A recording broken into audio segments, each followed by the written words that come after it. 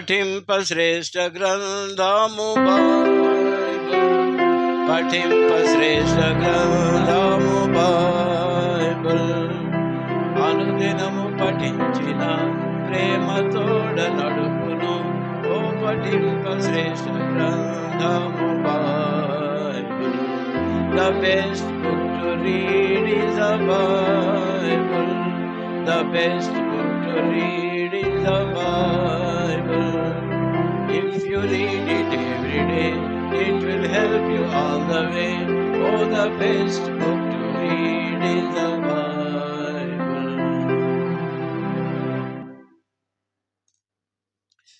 రోజుల కంటే కాస్త ఆలస్యంగా మెసేజ్ బిగిన్ అవుతుంది. మరి అయినప్పటికీ 1 గంటకు ముగించటం ఒకవేళ సాధ్యపడకపోయినా 1:15 ప్రాంతంలో ముగించడానికి ప్రభు సహాయపడును గాక. పరిశుద్ధ గ్రంథము నుండి ఒక లేఖన భాగం చదువుకుందామండి. మత్తయి సువార్త 5వ అధ్యాయం.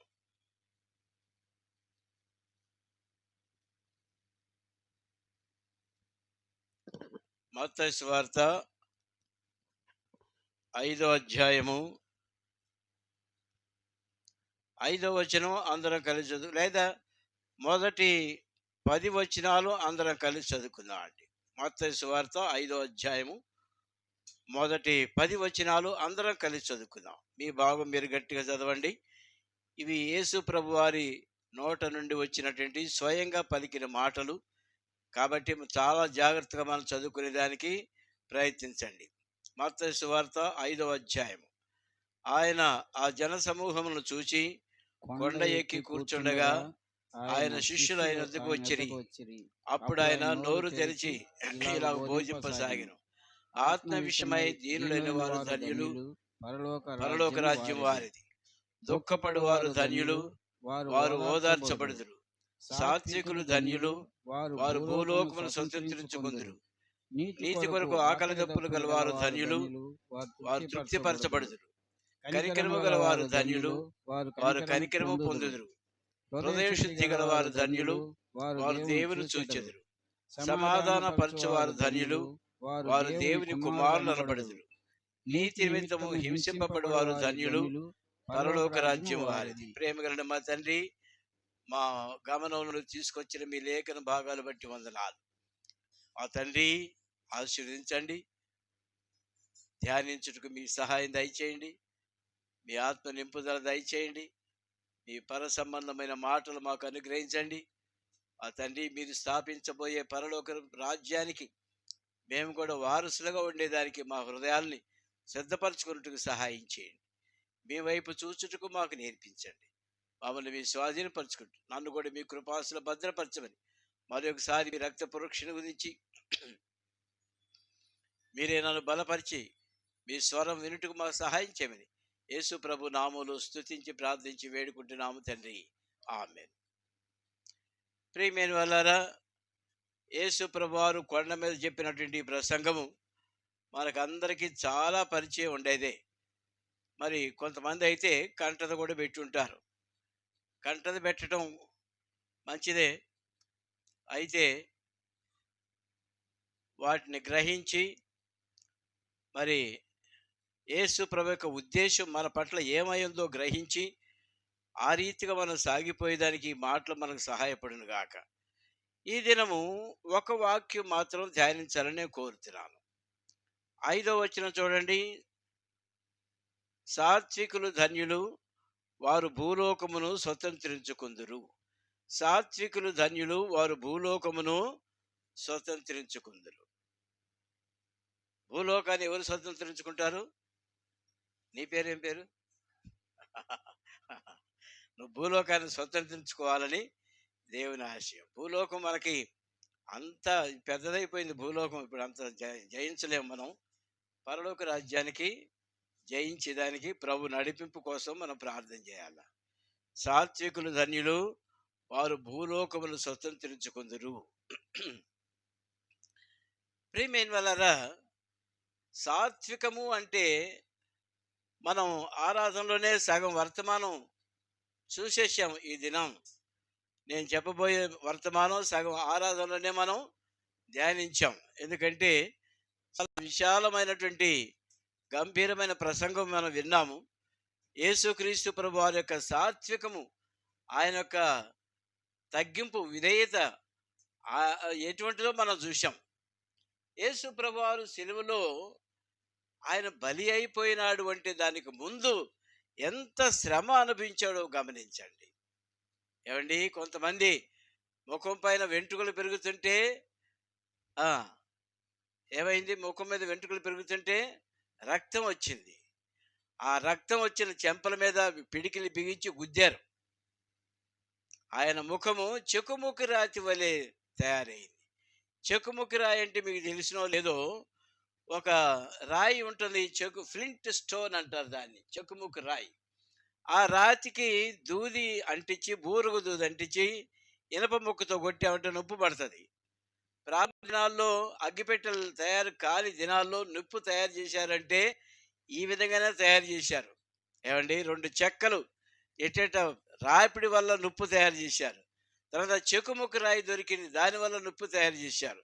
యేసు ప్రభు వారి ముఖము చెకుముకి రాతి వలె అయింది. నిప్పులు పడ్డట్టు అయిపోయింది. ఒక్కొక్క గుద్దు గుద్దుతుంటే నిప్పు పడేటట్టుగా ఉంది. అంత శ్రమ అనుభవించి ఆయన శిలువ మరణం పొందాడు. ప్రియమైనవారా, అంత శ్రమలు అనుభవిస్తున్నప్పటికీ యేసు ప్రభు వారు ఏమన్నారు? నేను సాత్వికుడను, దీన మనస్సు కలిగిన వాడను అని అన్నాడు. నా కాడి మీ పైన ఎత్తుకునండి అని చెప్పాడు. ప్రియమైన వాళ్ళారా, ఎందుకంత సాత్వికం చూపించాడు యేసు ప్రభు వారు? ఏమండి, ఒక చక్కని పాట ఉంది, ఎందుకింత ప్రేమ నాపై చూపించావు ప్రభువా అనేటి పాట జ్ఞాపకం రావట్లేదు. ఎందుకిన్ ప్రభువా ప్రేమ చూపితివి, నాకై సిలువ చితివి అనే చక్కని పాట ఉంది. మరి ఒకప్పుడు పాడాము, ఇప్పుడు మరి మర్చిపోయాము. అయితే ప్రభు ప్రేమ మాత్రం మనం మర్చిపోయేది కాదు. పాటలు మర్చిపోవచ్చు కానీ దేవుని వాక్యం మర్చిపోలేము. ప్రియమైన అంత శ్రమ పొందినప్పటికీ నేను సాత్వికుడును, దీన మనసు కలవాడును అని ఆరాధనలో కూడా మనం విన్నాం. కాబట్టి యేసు ప్రభు వారు అన్నాడు, మీరు క్రీస్తును పోలి నడుచుకున్నాడు అని పౌలు అంటున్నాడు. ఏమండి, వాక్యం వింటున్నామా కానీ సరి చేయబడుతున్నామా? ఆ సాత్వికం మనలో వచ్చిందా? ఏమండి, ఆ సాత్వికం మనలో రావాలి. ఫిలిప్పీలకు రాసిన పత్రికలో ఒక మాట చదువుకుందామండి.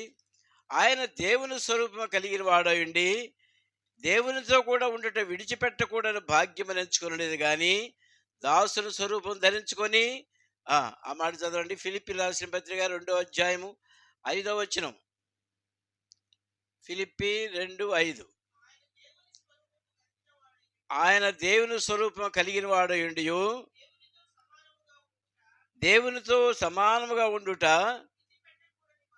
విడిచిపెట్టకూడని భాగ్యమని ఎంచుకోలేదు కానీ మనుషుల పోలిగా పుట్టి దాసుని స్వరూపం ధరించుకొని తను తాను రిక్తునిగా చేసుకున్నాడు. ఏమండి, రిక్తుడు అంటే ఏంటి? ఏమీ లేనివాడని. రిక్తుడు అంటే ఏమీ లేనివాడు. ఏమీ లేనివాడిని ఒకసారి జ్ఞాపకం చేసుకోండి. ఈ లోకంలో కొంతమంది మన కళ్ళకు కనపడి ఉంటారు కదా, ఏమీ లేని వాళ్ళు. ఏమీ లేని వాళ్ళు జ్ఞాపకం చేసుకోండి. నేను మొన్న కోర్టుకు వెళ్తుంటే ఆ దృశ్యం మీకు చెప్పాను.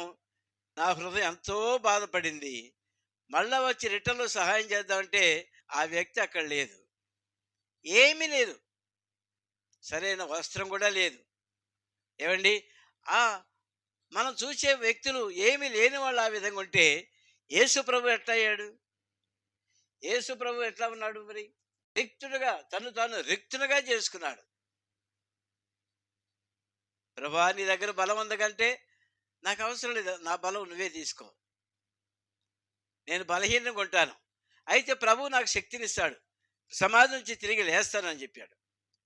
ప్రభా, నీ దగ్గర సౌందర్యం ఉంది కదా అంటే నాకు అవసరం లేదు, నా సౌందర్యం నీకే ఇస్తాను, నేను స్వరూపంగా సొగసుగా లేకుండా చేయబడతాను అని మన కొరకై రిక్తుడిగా చేయబడ్డాడు. ధనం పోగొట్టుకున్నాడు, ఐశ్వర్యం పోగొట్టుకున్నాడు, సౌందర్యం పోగొట్టుకున్నాడు, బలము పోగొట్టుకున్నాడు. ఏమండి? ఇంకా తన దగ్గర ఉన్న సమస్తం కూడా పోగొట్టుకున్నాడు. ఎవరి కోసం? మన కోసం, మనల్ని ప్రేమించే నిమిత్తం, నిన్ను ప్రేమించే నిమిత్తం ఆయన సమస్తం కూడా పోగొట్టుకున్నాడు. ప్రియమైనవారా, ప్రభు అంటున్నాడు, నేను సాత్వికుడను, దీన మనసు కలిగిన వాడును అంటున్నాడు. ఉందా మనకి? నీకు ఆ దీన మనసు మనకుందా? ఏమండి? నేను క్రీస్తుని పోలి నడుచుకున్నట్లు మీరు నన్ను పోలి నడుచుకునండి అన్నాడు ప్రభు. ప్రియమైనవారా, క్రీస్తును క్రీస్తు యేసు కలిగిన ఈ మనసు మీరు కలిగి ఉండండి. ఎక్కడుందండి ఆ మాట? 5వ వచనంలో ఉంది. క్రీస్తు యేసు కలిగిన ఈ మనసు మీరు కలిగి ఉండి. చాలా ఆ మాట అంత చాలు. ఇదే మనకు వర్తమానం. ఇంతకంటే పెద్ద వర్తమానాలు అవసరం లేదు. ముగించబట్టి ఇంతవరకు ముగించేయచ్చు. క్రీస్తు యేసు కలిగిన మనసు మీరు కలిగి ఉండండి. ఏమండి? అదే ఒక విశ్వాసి నేర్చుకోవాల్సిన వాక్యం అంతా కూడా అందులోనే ఉంది.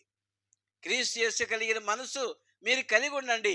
ఎన్నిసార్లు రిపిటేషన్ చేసినప్పటికీ ఆ మాట మనలో నాటుకోవట్లేదు. ఏమండి? ఆయన మన కోసం తగ్గించుకున్నాడు, మనం కూడా తగ్గించుకుందాం. ఆయన మనల్ని ప్రేమించాడు, మనం కూడా ప్రేమిద్దాం. ఆయన మనల్ని స్వస్థపరిచాడు, మనం కూడా ప్రార్థన చేద్దాం. ఆయన మన కొరకు తండ్రి దగ్గర విజ్ఞాపన చేస్తున్నాడు, మనం కూడా ప్రార్థన చేద్దాం.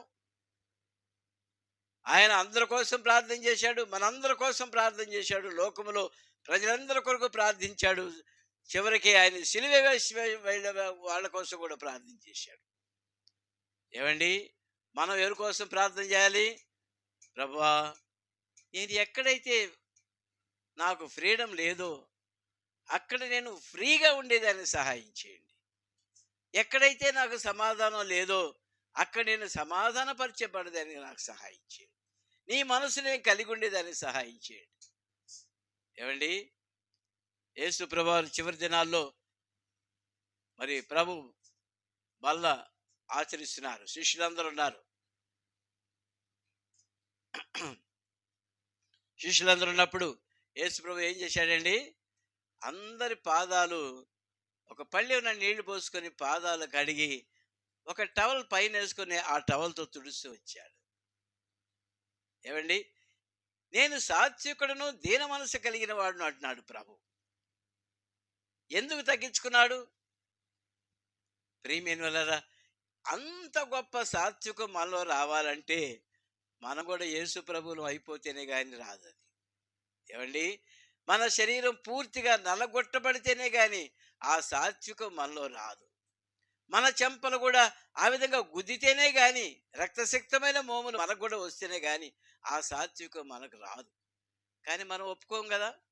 మనల్ని ఎవరైనా కొడితే మనం ఒప్పుకోం కదా. ఏమండి? ప్రియమైన వాళ్ళారా, మన ప్రభు మన కొరకై సమస్తం సహించాడు. అన్నీ సహించి మన కొరకై రక్షణ సిద్ధపరిచాడు. ఏమండి? నిన్ను ప్రేమించిన దేవుడు, నన్ను ప్రేమించిన దేవుడు ఆయన కోరుకునేది ఏంటి? ఆయన్ని మనం ప్రేమించాలని కోరుతున్నాడు. ఏమండి? అటువంటి సాత్వికం మనలో ఏర్పడాలని ప్రభు కోరుకుంటున్నాడు. సరే, అది జనరల్గా నేను ఇంతవరకు మాట్లాడుతూ వచ్చాను. ఇక ఒక్కొక్క వ్యక్తి విషయంలో ప్రభు ఆ సాత్వికాన్ని ఎట్లా చేసి చూపించాడో మనం గమనిస్తాం. 2వ సమూయేలు గ్రంథము 22వ అధ్యాయము. 2వ సమూయేలు గ్రంథము 22వ అధ్యాయము 36వ వచనం ఎవరైనా చదవండి. నీ రక్షణ కేడును నాకు అందించుదువు, నీ సాత్వికం నన్ను గొప్ప చేయును. ఎవరు చెప్పిన మాట ఇది? దావీదు పలికిన మాట. యెహోవా తను సౌలు చేతిలో నుండి, తన శత్రువులు అందరి చేతిలో నుండి తప్పించిన దినమున దావీదు ఈ గీత వాక్యములు చెప్పి యెహోవాను స్తుతించెను. దావీదు ఏమంటున్నాడండి? నీ సాత్వికము నన్ను గొప్ప చేయును. ఈ లోకములో ప్రతి ఒక్కళ్ళు కూడా గొప్పవాడు అయిపోయి అవ్వాలని కోరుకుంటాం కదా. నీకు కూడా ఉందా కోరిక? గొప్పవాడిని అయిపోవాలని. ఉండటం మంచిదే. గొప్పవాడు కావాలంటే దానికి ఫార్ములా ఏంటి? సాత్వికం కలిగి ఉండాలి. దావీదు సాత్వికము కలిగిన వాడు కాబట్టి గొప్పవాడయ్యాడు. ఏమండి? ఎట్లయ్యాడు దావీదు అంత గొప్పవాడు? సాత్వికము కలిగిన వాడు కాబట్టి గొప్పవాడైనాడు. ఒక సందర్భంలో ఎంత సాత్వికం కలిగి ఉన్నాడంటే, ఈయన కెయీల దగ్గర ఉన్నప్పుడు అక్కడ సౌలు దగ్గరికి వెళ్ళి యుద్ధంలో పాలు పొందాలని వెళ్ళాడు. మొదటి సమయంలో 30 అన్ని చూసేది టైం లేదు. ఏమండి, వెళ్ళినప్పుడు యుద్ధానికి వెళ్ళినప్పుడు అమాలేకీయులు వచ్చి దావీదు ఉండే గుడారాలు మొత్తం తగలబెట్టేసేసి పాడు చేసి ఆడవాళ్ళందరినీ, మగపిల్లల్ని, ఆడపిల్లల్ని అందరిని ఎత్తుకుని వెళ్ళిపోయాడు. దావీదు భార్యలను కూడా ఎత్తుకుని వెళ్ళిపోయారు. పరిస్థితి ఎట్లుందంటే, ఇక దావీదు వల్ల కదా మనం ఆ యుద్ధానికి వెళ్ళింది. సౌలు ఏమన్నా రమ్మన్నాడా? వాళ్ళ రాజు, ఫిలిస్టీన్ రాజు మనల్ని ఏమైనా రమ్మన్నాడా? రాలేదుగా. పిలవకపోయినా కూడా యుద్ధానికి వెళ్ళి నష్టం తెచ్చుకున్నాం మనం అని దావీదును రాళ్లతో కొట్టి చంపుదాం అనుకున్నారు. రాళ్లతో కొట్టి చంపుదాం అనుకున్నారు. దావీదు ఏం చేశాడండి? మిక్కిలి సాత్వికము కలిగి ప్రభు సన్నిధిలో ప్రార్థన చేశాడు. ఆ పరిస్థితుల్లో ప్రార్థన చేశాడు దావీదు. ఏమని? ప్రభువా, అవిధేయతలో ఉండి నేను నీ ప్రజల మీదకి యుద్ధానికి వెళ్ళాను. నేను ఎవరి మీదకి వెళ్ళాడు? దావీదు సొంత ప్రజల మీదకి యుద్ధానికి వెళ్ళాడు. వాళ్ళని తరుముదామని, వాళ్ళని నరుకుదామని, వాళ్ళ ఆస్తులు దోచుకుందామని సొంత ప్రజల మీద యుద్ధానికి వెళ్ళాను. ప్రభువా, నన్ను కనికరించండి, క్షమించండి. వాళ్ళు వద్దన్నారు కాబట్టి సరిపోయింది, లేతే నా సొంత ప్రజల్ని నేను నరికేసి ఉందును. ప్రభువా, నన్ను కనికరించండి, నా తప్పు క్షమించండి అని ఏఫోదు తీసుకొని వచ్చి ప్రభు దగ్గర ప్రార్థన చేశాడు. ప్రభువా, నేను ఈ నష్టాన్ని తిరిగి సమకూర్చుకోగలనా అని ప్రార్థన చేస్తే, వెళ్ళము, నువ్వు సమకూర్చుకుంటావు. పోయిన సంవత్సరం వచ్చిన వర్తమానం అదేనా? అదే. పోయిన సంవత్సరం ఏముందండి? దావీదు సమస్తమును సంపాదించుకున్నాడు. కనుక ప్రియమైనదా, అప్పుడు రాళ్ళు పెట్టి కొట్టి చంపుదాం అనుకున్న దావీదు సాత్వికముతో ప్రభు సన్నిధిలో విజ్ఞాపం చేసి దోచుకున్నదంతా కూడా తిరిగి తీసుకొచ్చాడు. దోచుకుపోయిందంతా కూడా తిరిగి తీసుకుని వచ్చి తన భార్యను, బిడ్డలను, అందరిని కూడా, ఆస్తి అంతా కూడా తిరిగి తీసుకుని వచ్చి, మరి రెస్టోరేషన్ అంటారు దాన్ని. ఏది పోగొట్టుకున్నామో దాన్ని రెస్టోర్ చేసుకోవాలి మనం. ఏమండి, మన అవిధేయత వల్ల కొన్ని పోగొట్టుకుంటాం, దాన్ని రెస్టోర్ చేసుకోవాలి. మన అవిధేయత వల్ల, మన మూర్ఖత్వం వల్ల కొన్నిసార్లు కొన్ని విలువైన వస్తువులు పోగొట్టుకుంటాం, దాన్ని రెస్టోర్ చేసుకోవాలి. మన మూర్ఖత్వం వల్ల సమాధానం పోగొట్టుకుంటాం, దాన్ని రెస్టోర్ చేసుకోవాలి. దావీదు సమస్తమును సంపాదించుకున్నాడు. ఏమండి, భార్యను, బిడ్డలను సంపాదించుకుంటూ కాకుండా ఇంకోటి సంపాదించాడు. మీరు గమనించండి, అక్కడ ఇంకోటి కనబడినటువంటిది సంపాదించాడు దావీదు. ఏం సంపాదించాడు? దోచుకుపోయిందంతా తీసుకుని వచ్చాడు. అయితే ఇంకోటి కూడా సంపాదించాడు. ఏంటంటే, తన చుట్టూ ఉన్న ప్రజలు రాళ్లతో కొట్టి చంపుదాం అనుకున్నారు కదా, వాళ్ళ కోపం అంతా పోయింది. ఇప్పుడు అంతా వాళ్ళతో సమాధానం సంపాదించుకున్నాడు. చూశారండి, సాత్విక కలిగి ఉన్నప్పుడు, సాత్వికతో ప్రార్థించినప్పుడు పోగొట్టుకున్న సమస్తం కూడా సంపాదించి మరి తన ప్రజల దగ్గర సమాధాన పడ్డాడు. ప్రియమైన వ్యక్తికి అది అవసరం, చాలా అవసరం. దావీదు సామాన్యుడు కాదు. ఎందుకంత తగ్గించుకున్నాడు? వాళ్ళు రాళ్ళు పెట్టి కొట్టి చంపుదాం అనుకుని కూడా ఎందుకు తగ్గించుకున్నాడు? ప్రభువుని బట్టి తగ్గించుకున్నాడు. ప్రార్థించి సమస్తం సంపాదించుకున్నాడు. దావీదు తక్కువడేం కాదు. ఏమండి, దావీదు బలం లేనివాడా? బలాఢ్యుడు. ఎంతటి బలాఢ్యుడు! 6 ముళ్ళ జానుడు ఉన్నటువంటి గొలియాతును చంపాడు. ఏ అబ్బాయి, నేను చూడబోతే ఎంత ఎత్తున్నాను, నువ్వు పోతే ఇంత ఉండవు సాత్వికుడిగా. ఏమండి, చిన్న పిల్లవాడుగా ఉండవే, సాత్వికుడిగా ఉన్నావే, కర్ర తీసుకుని వస్తున్నావు, నేనేమో కుక్కనా అన్నాడు. దావీదు దృష్టిలో గొలియాతు కుక్కే. ఏమండి, కర్ర పెట్టి కొట్టినట్టుగా వెళ్ళాడు, వడిసెలు పెట్టి కొట్టాడు, ఒక దెబ్బతను కూల్చి పారేసి. ఏమండి, నీ సాత్వికం నన్ను గొప్ప చేస్తున్నాడు. దావీదు తగ్గించుకున్నాడు కనుకనే దేవుడు బలపరిచాడు. మనకు బలం కావాలంటే మనం తగ్గించుకోవాలి. మన బలం ప్రదర్శించామనుకోండి, మనకున్న బలం ప్రదర్శించామనుకోండి, శత్రువు మనకంటే బలాఢ్యుడిగా ఉంటాడు. ఒక్క దెబ్బతో కొట్టి చంపుతాడు మనల్ని. ఏమండి, మన బలం కాదు కావాల్సింది. దావీదు దేవుని సన్నిధిలో ప్రార్థించాడు, పోగొట్టుకున్నది సంపాదించాడు. తన సొంత ప్రజల మధ్య కూడా సమాధానం సంపాదించాడు. నీ సాత్వికము నన్ను గొప్ప చేశాను అన్నది. సాత్వికులు ధన్యులు, వారు భూలోకమును స్వతంత్రించుకుందురు. ఏమండి? ఆ, ఇంకో సందర్భం కూడా జ్ఞాపకం చేస్తాను దావీదు విషయంలో. ఇక్కడ ఏంటంటే, ఈ సందర్భంలో ఏం జరిగిందంటే, సొంత కొడుకు అబ్షాలోము వచ్చేసేసాడు. నేను టూకీగా చెప్పేస్తాను, అన్నీ చూడాలంటే సమయం తక్కువగా ఉంది కాబట్టి. ఏమంటున్నాడంటే, మరి సొంత కొడుకు అబ్షాలోము యుద్ధానికి వచ్చేసేసాడు. ఏం చేయాలి దావీదు? ఏం చేయాలండి? రారా, నా మీదకి వస్తాను, సొంత కొడుకు వేయండి, నా మీదకి యుద్ధం కత్తి ఎప్పుడు వాడిని అని అనాల్సింది. దావీదు ఏం చేశాడండి? ఒరే, కొడుకు మీద యుద్ధం చేస్తే కొడుకు మీద యుద్ధం చేశాడే తండ్రి అని చెప్పుకుంటారు ప్రజలు. సొంత కొడుకు మీద యుద్ధం చేశాడే, నీకు అంత రాజ్యదాహమా, నీ కొడుకు ఇవ్వచ్చు కదా అని అనేవాళ్ళే ప్రజలు. అప్పుడు కనుక అబ్షాలోముతో దావీదు యుద్ధం చేసి ఆ నింద వచ్చేది. నీకు అంత రాజ్యదాహం కావాలన్నా, ఏం కొడుకు కావాలన్నా ఇవ్వచ్చు కదా, కొడుకుని చంపుతావా నువ్వు అని ఒక నింద పడేది. అయితే దావీదు ఏం చేశాడంటే, తెలివిగా ఏం చేశాడండి? పారిపోయాడు అక్కడి నుంచి. బలాఢ్యుడు, సింహం వంటి బలము కలిగిన వాడు, రేగిన మనసు కలిగిన వాడు దావీదు. అటువంటి పరాక్రమశాలి ఏం చేశాడంటే, అక్కడి నుంచి పారిపోయాడు. చెప్పులు వేసుకోవడానికి కూడా టైం లేదు. ఏమండి? ఉత్త కాళ్ళతో నడుచుకుంటూ వెళ్ళిపోయాడు. ఎక్కడికి వెళ్ళాడు? అరణ్యాల్లోకి వెళ్ళిపోయాడు. అక్కడ ఎవరున్నారు అరణ్యాల్లో? ఎవరు లేరు. బంధువులు ఉన్నారు ఆడ చేయటానికి? ఎవరు లేరు. ఏం తిందామని వెళ్ళాడు? పైగా ఆయనతో పాటు అప్పటికి 400 మంది ఉన్నారు. ఆ తర్వాత మళ్ళీ 200 మంది వచ్చారు. మొత్తం 600 మందిని సాగుతూ ఉన్నాడు దావీదు. ఎక్కడ? అరణ్యం. ప్రియమైన వారలారా, ఇంకొక కారణం ఏంటంటే, దావీదు యుద్ధం చేయకపోవటానికి కారణం ఏంటంటే, దావీదు కనుక అక్కడ యుద్ధం చేశాడు అనుకోండి, తన ప్రజలందరూ చాలా మంది చచ్చిపోతారు. ఎందుకంటే అబ్షాలోము చాలా బలం కలిగి వస్తున్నాడు. ప్రజలు చచ్చిపోతారు. దావీదు యుద్ధం చేశాడంటే తన సొంత ప్రజలు చచ్చిపోతారు. రక్తసిక్తం అయిపోతుంది రాజ్యం. ఎందుకు వచ్చింది ఇది నాకు? ఈ రాజ్యం నాకు వద్దు, ఏమొద్దని వెళ్ళిపోయాడు. ప్రజలను రక్షించేదానికి, కుమారుడిపై యుద్ధం తప్పించుకోవడానికి, లోక నిందలు భరించకుండా ఉండేదానికి తనకు తాను శ్రమపరుచుకున్నాడు. ఉత్తకాళ్ళతో వెళ్ళి అరణ్యాలకు వెళ్ళి దాక్కున్నాడు. ప్రియమైన వారలారా, అందుకనే దావీదు అంటున్నాడు, నీ సాత్వికము నన్ను గొప్ప చేశాను. ఏమంటున్నాడు? నీ సాత్వికము. పేరు పెట్టుకుంటే సాత్విక పేరు పెట్టుకుంటే కాదు, సాత్వికం కలిగి ఉండాలి. సాత్వికమైన మనసు కలిగి ఉండాలి.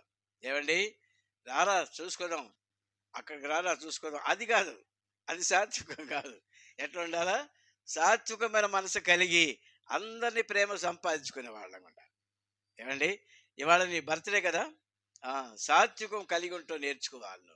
చర్చిల్ గారు సాత్విక్ అని పేరు పెట్టాడా? నేనన్నాను, అయ్యా వాడికి ఆ పేరు పెట్టాను, వాడు సాత్వికుడు గారు లేడు, అందరి మీద తిరుగుబాటు చేసేవాడు ఉన్నాడు అని అన్నాను. లేదు బ్రదర్, పెద్దవాడైన తర్వాత మారిపోతాడు బ్రదర్.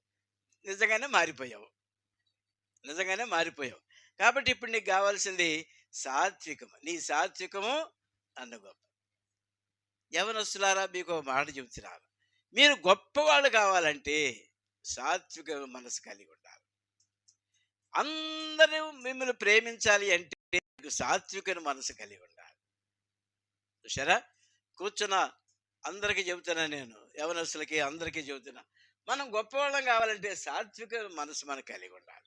అప్పుడే మనం గొప్పవాళ్ళం అవుతాం. ఇంకొక సందర్భం కూడా మీకు జ్ఞాపకం చేస్తున్నాను.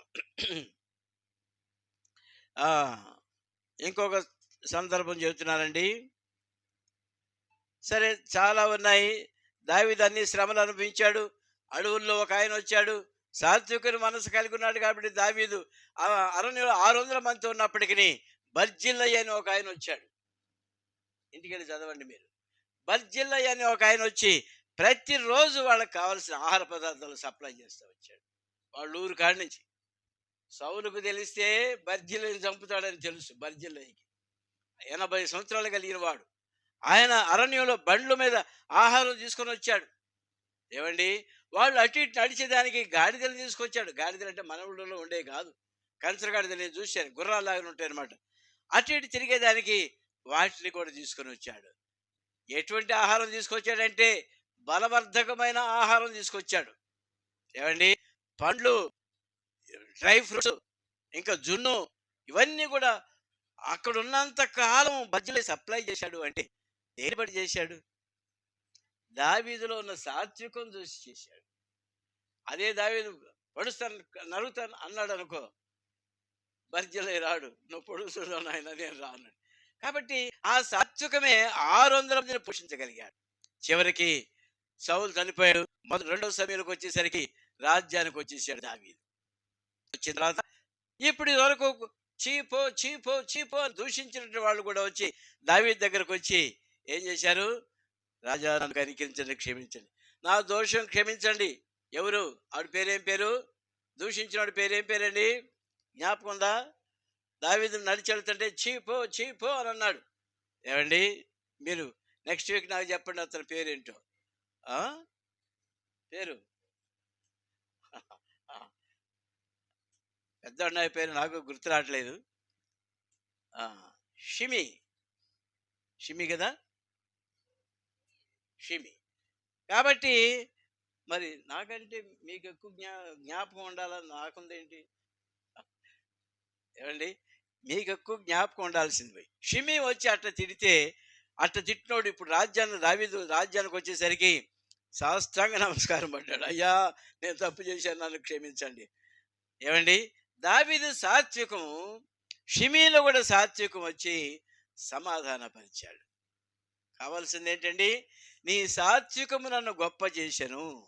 సాత్వికులు ధన్యులు, వాళ్ళు భూలోకమును స్వతంత్రించుకుందరు. ఇదివరకు ఇశ్రాయేలు మీదనే రాజు దావీదు. ఇప్పుడు యూదావారు, ఇశ్రాయేలు అందరూ కలిసి రాజ్యాన్ని అభిషేకం చేశారు. కాబట్టి నీ సాత్వికము నన్ను గొప్ప సాత్వికులు ధన్యులు, వాళ్ళు భూలోకమును స్వతంత్రించుకుందరు. ప్రియమైనరా, ఇంకొక సందర్భం మీకు జ్ఞాపకం చేస్తాను. 2వ దినవృత్తాంతముల గ్రంథము 14వ అధ్యాయము 2వ వచనం. తప్పకుండా మీ బైబిల్ చూడాల్సిందే. 2వ దినవృత్తాంతముల గ్రంథము. రైట్, ఆసా. ఎవరు చెప్పింది? కరెక్ట్, ఆసా గురించి నేను చెప్పబోదు. 2వ దినవృత్తాంత గ్రంథము 14వ అధ్యాయము. చెప్తాను, వచ్చిన చెప్తాను. 2వ దినవృత్తాంతములు 14వ అధ్యాయం. You are perfectly correct. 2వ దినవృత్తాంతంలో 14వ అధ్యాయము 2వ వచనం చూడమ్మా.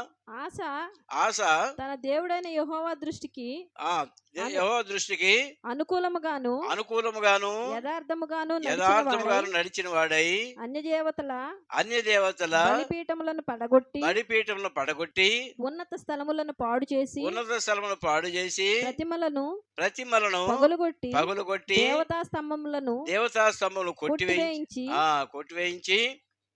వారి పితరుల దేవుడైన యెహోవాను ఆశ్రయించుటకును ధర్మశాస్త్రమును బట్టి. సరే, 5వ వచనం చివరిలో అతని ఏలుబడి యందు రాజ్యము నెమ్మదిగా ఉండెను. 5వ వచనం ఏముందండి? అతని ఏలుబడి యందు రాజ్యము నెమ్మదిగా ఉండెను. ఎందుకు? అంతకు ముందు లేని నెమ్మది ఇప్పుడు ఎట్లా వచ్చింది? కారణం ఏంటి చెప్పండి? ఎందుకు వచ్చింది అంత నెమ్మది? దేవతా స్తంభాలను పడగొట్టేసేసాడు, విగ్రహాలన్నింటినీ తీసివేశాడు, తన హృదయంలో ఉన్న విగ్రహాలు కూడా తీసివేశాడు. దేవుని దృష్టిలో యథార్థంగా ప్రవర్తించాడు. కాబట్టి రాజ్యం నెమ్మదిగా ఉంది. ప్రియమైనవారా, నేను చెబుతున్నాను, కుటుంబాలు నెమ్మదిగా ఉండాలంటే భార్య యథార్థంగా ప్రవర్తించాలి. కుటుంబాలు నెమ్మదిగా ఉండాలంటే భర్త యథార్థంగా ఉండాలి. సంఘం నెమ్మదిగా ఉండాలంటే ప్రజలు యథార్థంగా ఉండేవాళ్ళుగా ఉండాలి. ప్రభువును మాత్రమే హెచ్చించే వాళ్ళుగా ఉండాలి. తమకు తాము హెచ్చించుకోకుండా ప్రభువును మాత్రమే హెచ్చించేటట్టుగా ఉంటే ఆ సంఘాలు నెమ్మదిగా ఉంటాయి. నేను అప్పుడప్పుడు ఒక గాడ్ సర్వెంట్కి ఫోన్ చేసి అడుగుతుంటాను, బ్రదర్ ఎట్లా ఉన్నారంటే, నెమ్మదిగా ఉన్నాం బ్రదర్ అన్నాడు. నేను క్షేమంగా ఉన్నాము అనే మాట కంటే కూడా ఆ మాటే బాగుంది అనిపిస్తుంది. నెమ్మదిగా ఉన్నాం బ్రదర్. ఏమండి, మనిషికి కావాల్సింది ఏంటి? నెమ్మది కావాలి. మనిషికి కావాల్సింది నెమ్మది కావాలి. నెమ్మది ఎట్లా వస్తుంది? బీపీలు షుగర్లు కూడా రావు. నెమ్మదిగా ఉంటే బీపీలు షుగర్లు కూడా రావు. మంచి మాటే. కాబట్టి ప్రియమైన వారా, అతని సమయంలో రాజ్యం నెమ్మదిగా ఉంది. తర్వాత ఏమైందండి? నెమ్మదిగా ఉన్న సమయంలో ఏమైంది? సైతాను ఊరుకోడు కదా. సైతాను ఊరుకుంటాడా? 9వ వచనం చదవండి. కూషీయుడైన జరహు వారి మీద దండెత్తి 1000 సైన్యములను 300 రథములను కూర్చుకొని బయలుదేరి మారేషా వరకు రాగా ఆసా అతన్ని ఎదుర్కొనబోయెను. ఏమండి, ఎంతమంది వచ్చారు? జరహు ఎంతమంది తీసుకొని వచ్చారండి సైన్యాలు? 1000 అంటే ఎంత? ఎవరు? 10,000. 1000 ఏంటి? మ్యాథ్స్ స్టూడెంట్స్ ఉన్నారు. 1 లక్షనా? 10 లక్షలు. ఏమండి, 10 లక్షలు అంటే 1 మిలియన్. ఆ దినాల్లో మిలియన్ సైనికులు వచ్చి ఆసా మీద కాదా ఆసా మీదకి వచ్చారు. 10 లక్షల సైన్యాలు. మరి ఆసా దగ్గర ఉన్న వాళ్ళు ఎంతమంది చూడండి. 8వ వచనం. డాళ్లను, ఆ కాలమున డాళ్లను ఈటలు పట్టుకుని వారు 3 లక్షల మంది యోధావారు ఉన్నారు. తర్వాత కేడములు ధరించి విల్లు చేయు 2,80,000 మంది బెన్యామీలు ఉన్నారు. వీళ్ళందరూ ఎవరు? యోధావారు, బెన్యామీను గోత్రం వారు. బెన్యామీను గోత్రంలో 2,80,000 ఉన్నారు. యూదా గోత్రంలో ఎంతమంది అండి? యూదా గోత్రంలో 3 లక్షల మంది ఉన్నారు. ప్రియమైన వాళ్ళారా, ఈ 2 కలిపితే ఎంత అయింది? 3, 2, 5. 5,80,000 ఆసా సైన్యం. శత్రు సైన్యము 10 లక్షల మంది వచ్చారు. మరి సాధ్యమేనా యుద్ధం? సాధ్యమేనా? అసాధ్యమైన యుద్ధం. ఆసాకు తెలిసిపోయింది. అమ్మాడు 10 లక్షలు ఉన్నారంట, మనం చూడబోతే 5 లక్షలే ఉన్నాము, మనం ఎలాగూ మనం జయించలేము అని ఏం చేశాడండి ఆసా? 11వ వచనం. ఆసా తన దేవుడైన యెహోవాకు మొరపెట్టి, చదవమ్మా. ఆసా తన దేవుడైన యెహోవాకు మొరపెట్టి యెహోవా విస్తారమైన సైన్యము చేతిలో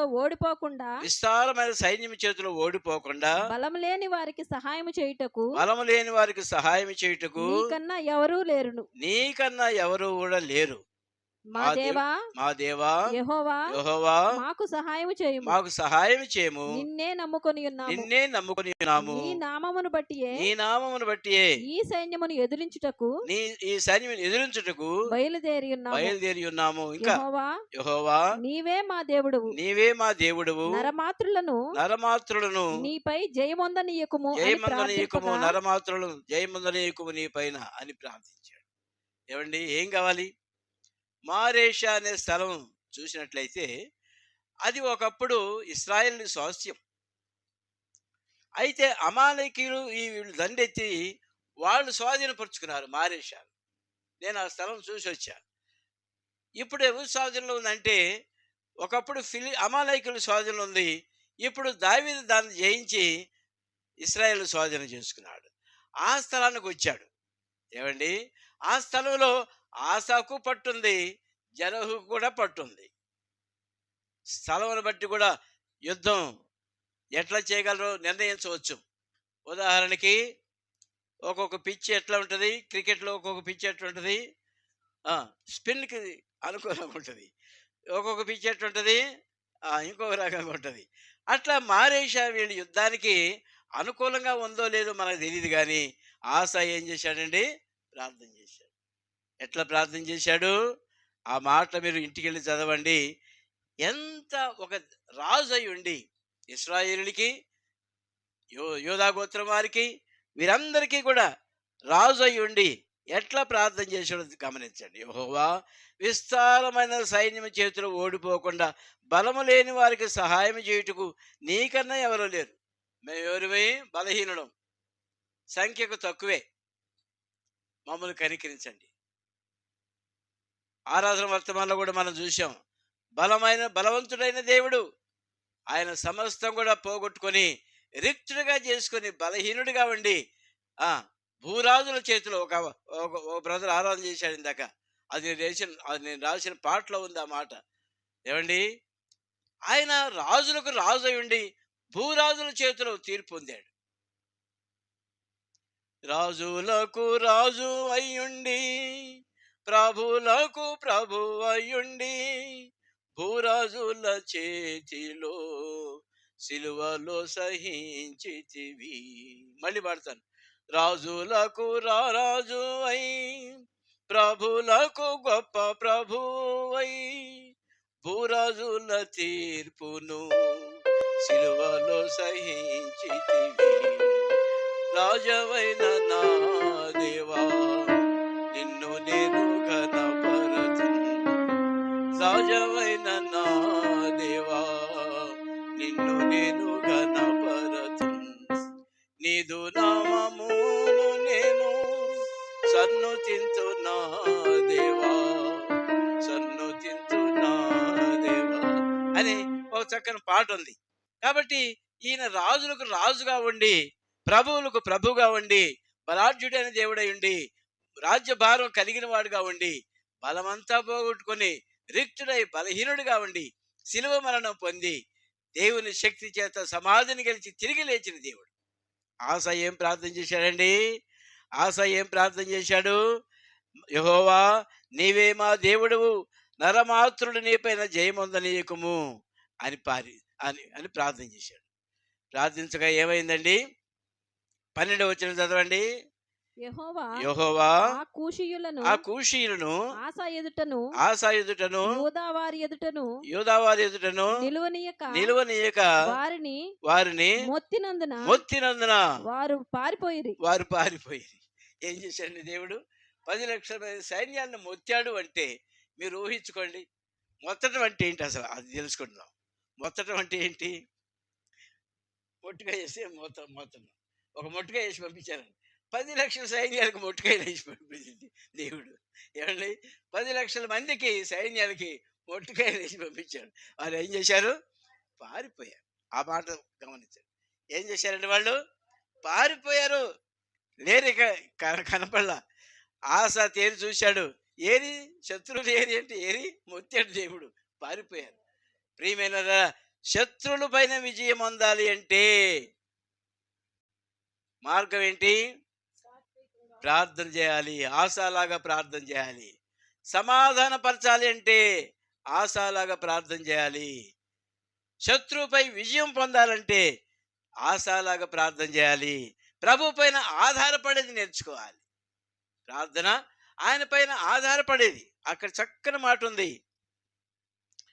యెహోవా నీవే మా దేవుడువు, నరమాత్రుడు నీ పైన జయమునందు నీకు మనం ప్రార్థన చేయగా.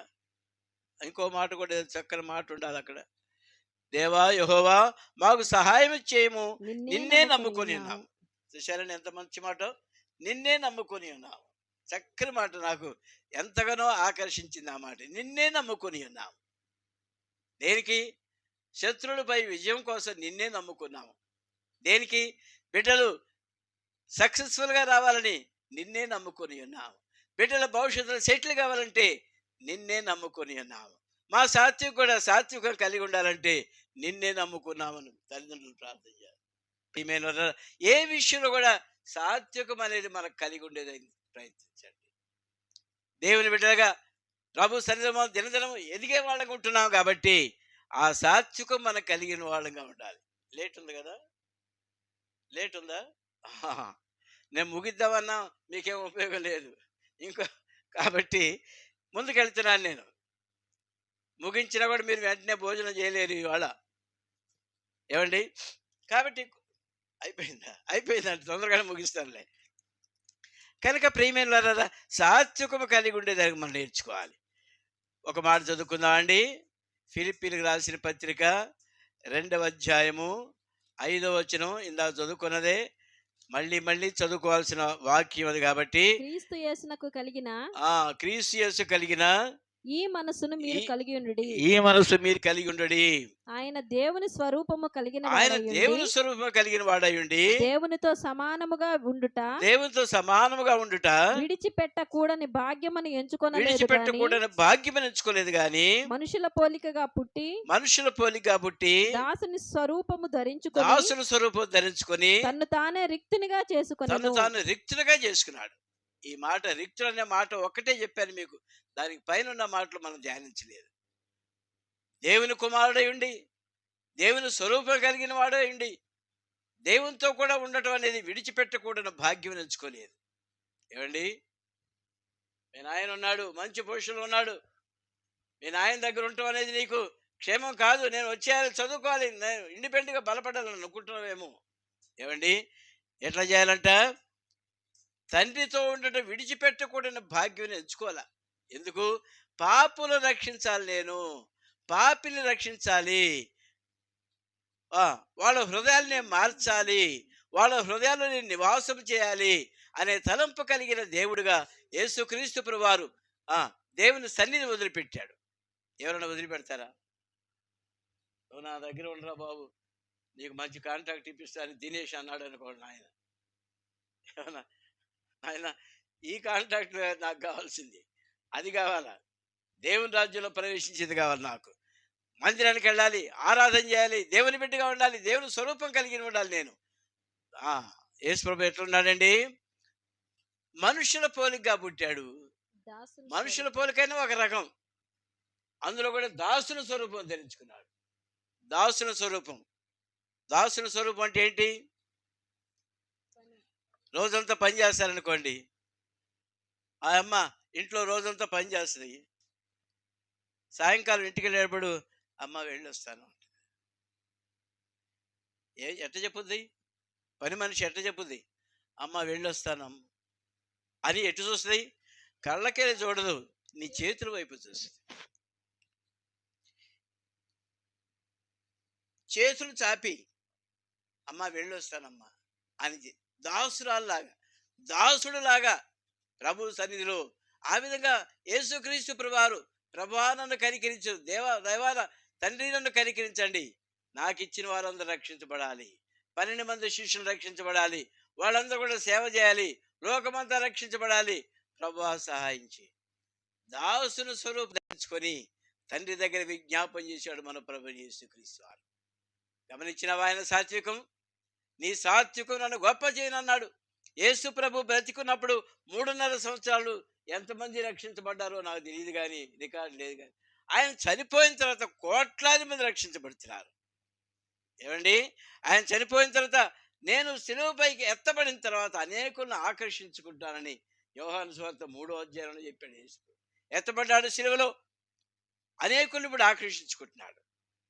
గమనిస్తాం, నీ సాత్వికము నన్ను గొప్ప చేశాను. సాత్వికులు ధన్యులు, వాళ్ళు భూలోకమును స్వతంత్రించుకుందరు.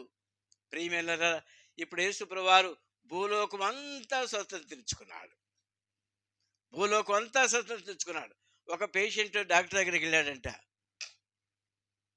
డాక్టర్, గుండె బాగలేదు, అన్ని చెడ్డ తలంపులు వస్తున్నాయి ప్రభు అన్నాడు. డాక్టర్ అని చెప్పాడు. ఏమిటి? నీ గుండె స్లోగా కొట్టుకుంటే నేను ట్రీట్మెంట్ ఇస్తా, స్పీడ్గా కొట్టుకుంటే ట్రీట్మెంట్ ఇస్తా, నీకు వచ్చే ఆలోచనల విషయంలో నా వల్ల కాదు అని అన్నాడు. ఏమొస్తాయి నీకు అన్నాడు. మార్క్స్ వార్తలో ఒకటి చదివి వినిపించాడంట డాక్టర్. హృదయం నుంచి వచ్చే అన్నీ కూడా, అన్ని చెడ్డ, ఏదో ఒక లిస్ట్ ఉంది కదా, అన్ని చెడ్డ తలంపులే లోపల నుంచి వచ్చేవి. ఏమిటి? దుష్టత్వం, దురాలోచనలు, భేదములు, విమతములు, ఇవన్నీ కూడా ఇందులో నుంచి వస్తున్నాయి డాక్టర్ అంటే.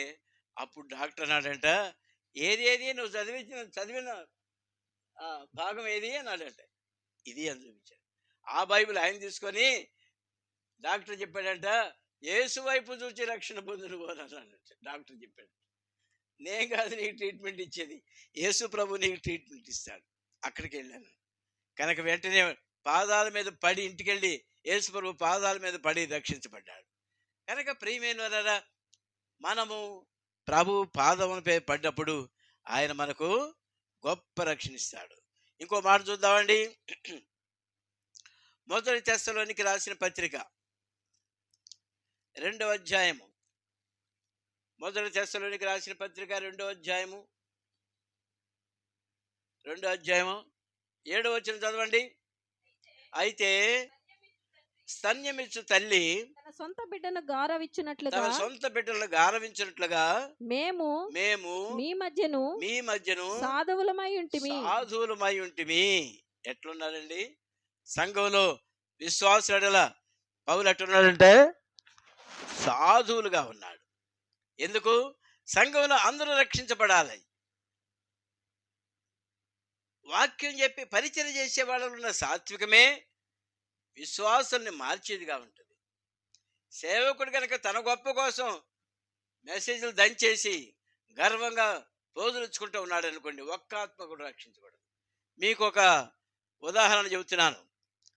పూర్వకాలంలో గాలం వేసి చేపలు పట్టుకునే వాళ్ళు ఉండేవాళ్ళు.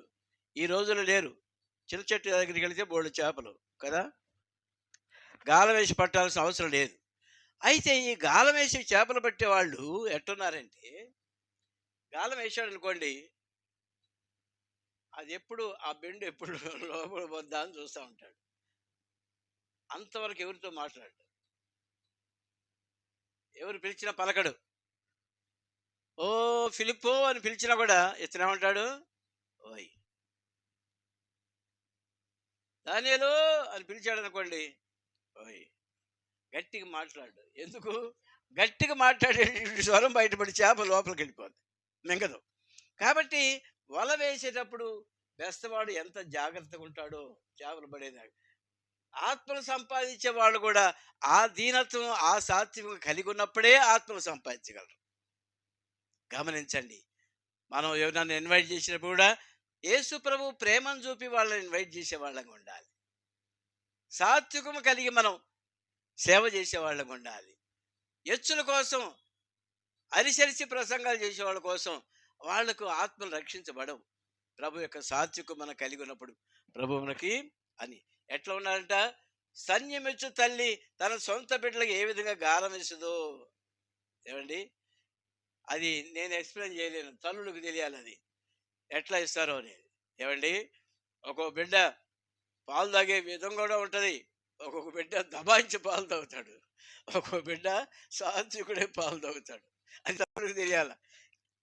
ఏమండి, ఆ విధంగా ఎట్ట తాగినా కూడా బిడ్డను తల్లి గారవిస్తా గారాభం చేస్తా ఉంటుంది. ఒరే నెమ్మదిగా తాగిరా అని గారవిస్తా. కాబట్టి ఆ విధంగా విశ్వాసుల పట్ల మనం నడుచుకునే వాళ్ళం అండి. ఇంకో మాట చూద్దామండి. తీతుకు రాసిన పత్రిక 3వ అధ్యాయం, నేను ముగిస్తున్నాను. తీతుకు రాసిన పత్రిక 3వ అధ్యాయము 2వ వచనం చదువుకుందాం. చదవమ్మా. కార్యము చేయుటకును ప్రతి సత్కార్యము చేయుటకు సిద్ధపడి ఉండవలెననియు మనుషులందరి ఎడల సంపూర్ణమైన సాత్వికమును కనపరచుచు ఎవరిని దూషింపక జగడమాడు వారును శాంతులునై ఉండవలెననియు వారికి జ్ఞాపకము చేయుము. ఎవరికి రాస్తున్నాడు పౌలు? తీతుకు రాస్తున్నాడు. తీతు అంటే మీకు ఎవరు తెలియదు. ఏమండి, ఇంగ్లీష్లో చేసి బాగా అర్థం అవుతుంది ఆ పేరు, టైటస్. ఏమండి, మనకు తెలిసిన టైటస్ కాదు, అపోస్తులైన ఇక్కడ పిలువబడినటువంటి తీతుకు రాస్తున్నాడు ఈ పుస్తకం, ఈ పత్రిక. మనుషులందరి ఎడల సంపూర్ణమైన సాత్వికమును కనపరిచేవాడు కూడా. మనుషులందరి ఎడల సంపూర్ణమైన సాత్వికం కనపరిచేవాళ్ళుగా ఉండాలి. సేవకుడికి ఉండవలసిన లక్షణం అది. ఒక్కొక్క సేవకుడు, నేను విన్నాను భక్త గారు మన ఫెలోషిప్లోనే, బ్రదర్ ఆ ఇంటికి రమ్మంటారేంటి బ్రదర్, అక్కడికి వెళ్ళి ప్రార్థన చేయాలనా?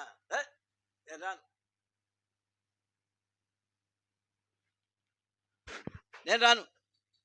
భక్త గారి ఫెలోషిప్లో పేదవాళ్ళని అసలు ఎవరు లెక్క చేయరు అని అంటారు. ఏమండి, మన సేవకులు మన ఇంటికి రమ్మంటే ఏమంటారు?